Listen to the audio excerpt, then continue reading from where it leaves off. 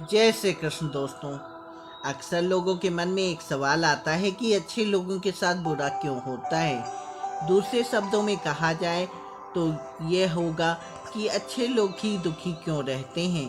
हालांकि यह कहते हुए शब्दों में चिंता से अधिक दया की भाव होती है, जो संभवतः अच्छे लोगों के लिए दुखी रहना एक प्रकार से तय परिस्थिति मान ली जाती है। पर क्या यही सत्य है?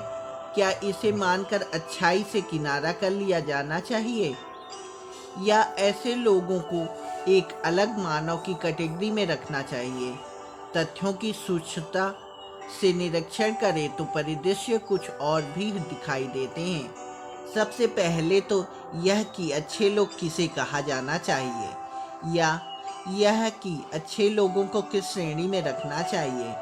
मानवीय धरातल पर आकर सोचें तो इस संसार में रहते हुए वास्तव में अच्छे और बुरे की कोई परिभाषा ही नहीं है। वस्तुतः जो है वे परिस्थिति मानवीय व्यवहार है। इन मानवीय व्यवहारों के लिए भी कई कारक जिम्मेदार होते हैं, जैसे तत्काल हालात, अपनी सोच, सक्रियता और क्षमता आदि। सामान्यतः जिस भाव में अच्छा होना आंका जाता है वह दया का भाव होता है। दयालु लोग प्रायः लोगों के काम आते हैं, लेकिन अधिकांश समय उन्हें अपने संदर्भ में इसका सकारात्मक परिणाम नहीं मिलता, या ज़्यादातर समय हालात उनके विपरीत होते हैं। आखिर इसकी वजह क्या है? क्या यह उनकी किस्मत होती है, या उनकी ही सोच या स्वभाव की कोई गलती होती है? मनोवैज्ञानिक धरातल पर विश्लेषण करें तो ये 3 कारण हैं जिसकी वजह से यह होता है। पहला है दूसरों के लिए जीना, दूसरों की खुशियों का ध्यान रखना। दयालु स्वभाव के लोग दूसरों की मदद के लिए हमेशा तत्पर रहते हैं। उन्हें खुद के लिए कुछ नहीं चाहिए होता, दूसरों के लिए ही कुछ करने में खुशी मिलती है। वहीं इनकी एक खास बात यह होती है कि यह किसी की मदद करने के लिए अपनी ज़रूरतों को दरकिनार करने से भी पीछे नहीं हटते। पर इसके दुख का कारण यह नहीं होता, बल्कि सामने वाले का स्वार्थी रवैया होता है। वास्तव में देखें तो अपनी सीमाओं से बढ़कर और अपने परेशानियों को किनारे रखकर किसी की मदद करना ही इनके लिए दुख का कारण बन जाता है।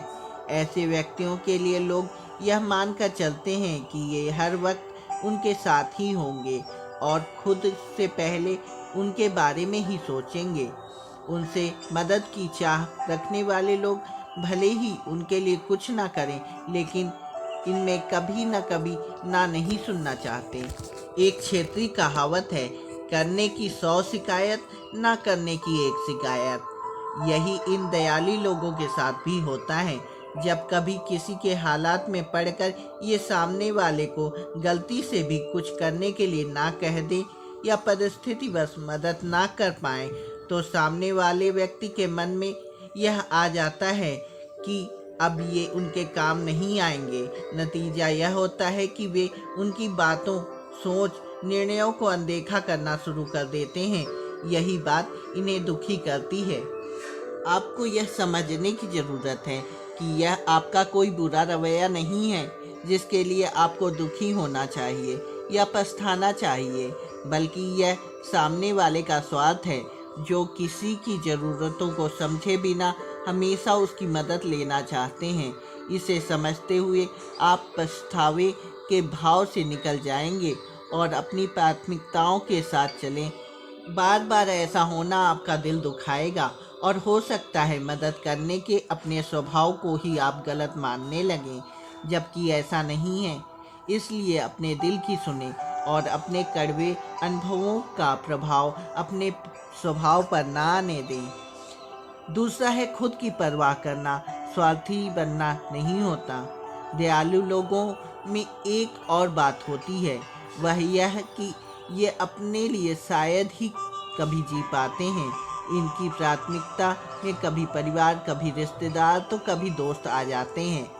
कभी ये बच्चों के लिए स्कूल भागते हैं, कभी परिवार के साथ वीकेंड मनाते हैं, तो कभी दोस्तों के साथ खुशी गम में शरीक होते हैं। परिणाम यह होता है कि इनके पास खुद के लिए समय नहीं होता। अपने शौक पूरे नहीं कर पाते, क्योंकि इनका हर कदम दूसरों को खुश करने के लिए होता है। उसे पूरा करते हुए ये अपने सपनों को पूरा करने के लिए काम नहीं कर पाते। आपको अपनी इस सोच में थोड़ा सुधार लाने की भी आवश्यकता है। आपको यह समझने की ज़रूरत है कि खुद के लिए सोचना स्वार्थी बनना नहीं होता, और दूसरों के लिए सोचने का मतलब यह नहीं है कि आप खुद के लिए बिल्कुल ना सोचें। निस्वार्थ भाव से किसी की मदद करना और बात होती है, लेकिन निस्वार्थ होने का अर्थ खुद की ज़रूरतों को भूल जाना सही नहीं होता। आपको याद रखना चाहिए कि भगवान ने हर इंसान को शरीर और मन दिया है। इसकी ज़रूरत, खुशियों का ख्याल रखना हर इंसान का जिम्मेदारी होती है। अपनी इस जिम्मेदारी को पूरा करना गलती नहीं हो सकती। हाँ, स्वार्थी होना और जिम्मेदारी होना के बीच में फर्क अवश्य है। कभी ऐसा नहीं होना चाहिए कि अपना हित साधने के लिए किसी अन्य व्यक्ति का बुरा हो जाए, या समर्थ होते हुए भी जरूरत पर किसी के काम ना आए, तो यह भी स्वार्थ कहलाएगा। तीसरी और एक बहुत ज़रूरी चीज़ जो है वह है उम्मीद रखना। आपने किसी की मदद इसलिए नहीं की कि वह बदले में आपकी मदद करे या आपको सम्मान दे, आपके बारे में सोचे। आपका दिल और दिमाग ऐसा करना सही मानता है, इसलिए आपने वह किया। पर अगर बाद में आपके मन में उस काम को पहचान या सम्मान नहीं मिला, तो आपको दुखी नहीं होना चाहिए। अगर ऐसा है तो यह दिखाता है कि उन कामों के बदले आप भी कोई इच्छा रख रहे हैं, और यही इस जगह आपके दुख का कारण बन जाता है। आपको यह समझने की ज़रूरत है कि सक्षम होते हुए किसी के लिए कुछ करना, यहाँ तक कि अगर आपने अपने विवेक के साथ किसी के लिए कोई त्याग किया, तो वह भी आपने अपना नैतिक कर्तव्य और इंसानी धर्म को पूरा करने के लिए किया है। संभव है भविष्य में आपको इसका पुरस्कार मिले, लेकिन इसके लिए आपको किसी अच्छे परिणाम की उम्मीद नहीं करनी चाहिए। गीता में श्री कृष्ण ने कहा है, कर्म करो, फल की चिंता ना करो। यह वह राह है जो हर हाल में आपको दुखी नहीं होने देगा। जय श्री कृष्ण।